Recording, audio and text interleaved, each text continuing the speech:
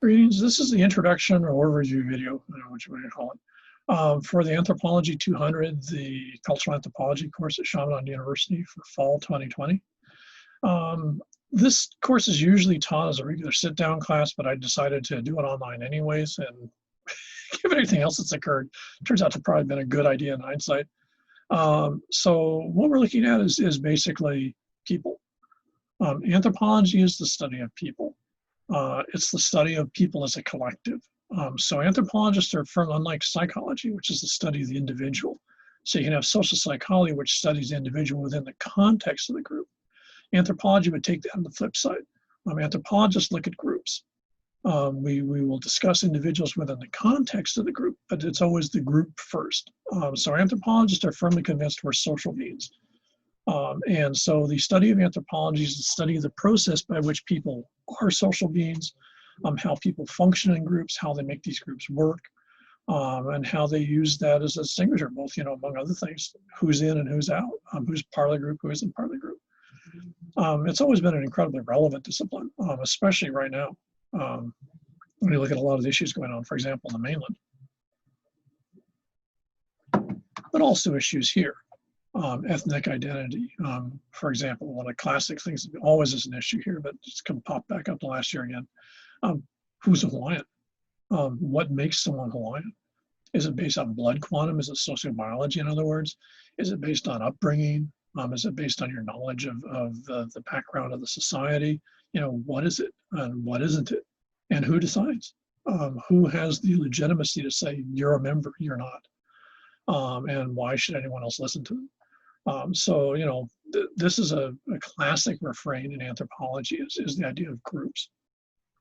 People want to be part of groups. We're social beings, we're social animals.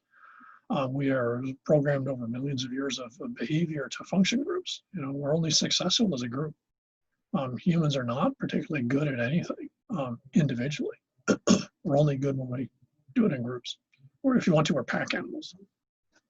So anthropology is the study of the pack, of the group. And so that's what we look at. And of course, especially right now, on defining who it is, who's part of the group, who isn't, especially with the huge polarization that's occurring among almost every aspect of, for example, American society. It's on one hand, a fascinating time to be an anthropologist because you're seeing a lot of stuff play out. On the other hand, it's a pretty terrifying time to be an anthropologist if you understand the consequences of a lot of what's going on.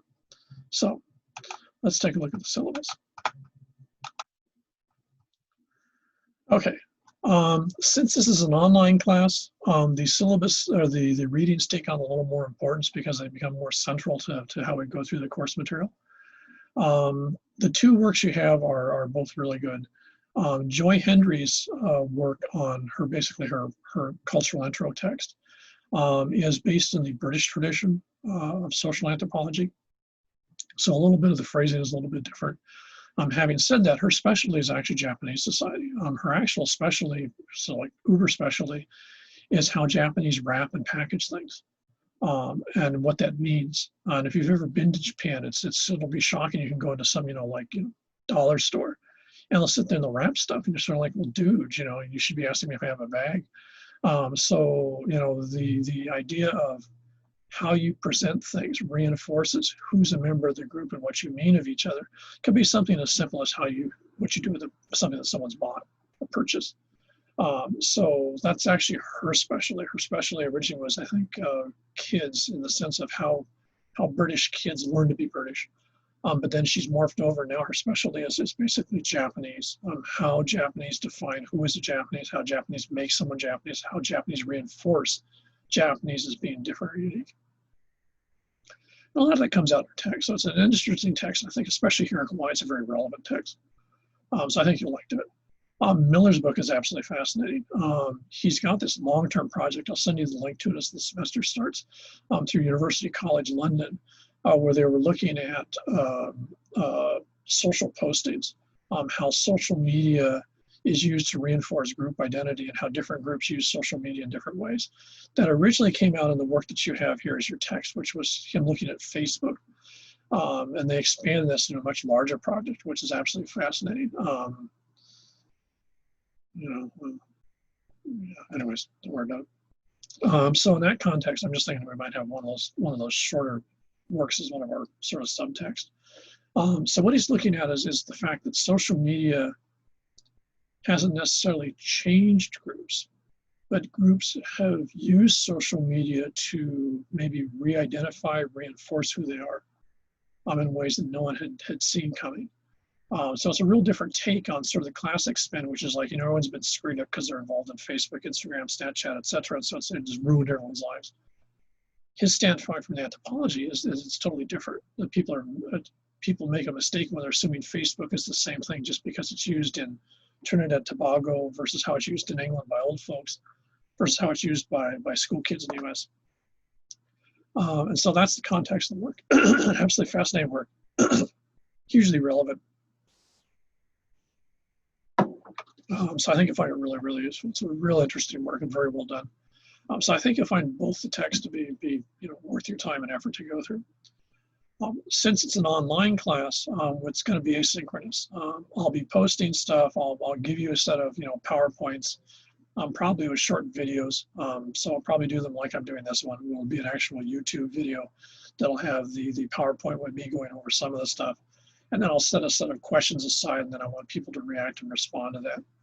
I'm still debating on how exactly I want to have that discussion take place.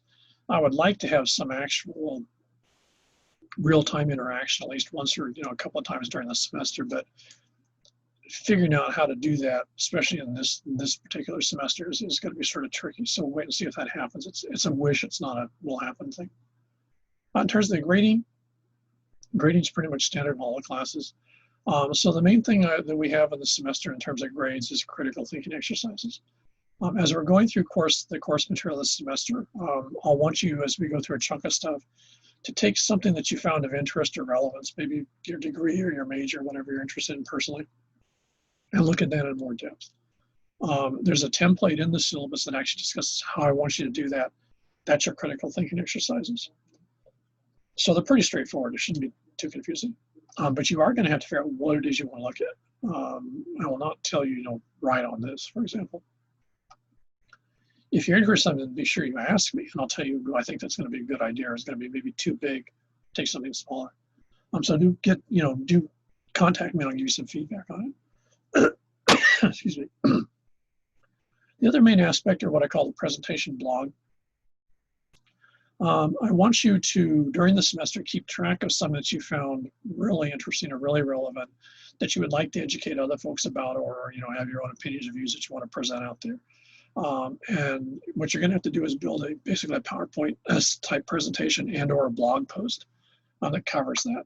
And again, you've got the specs and the syllabus in terms of what I'm looking for. And so that's your other major assignment, is doing one of those.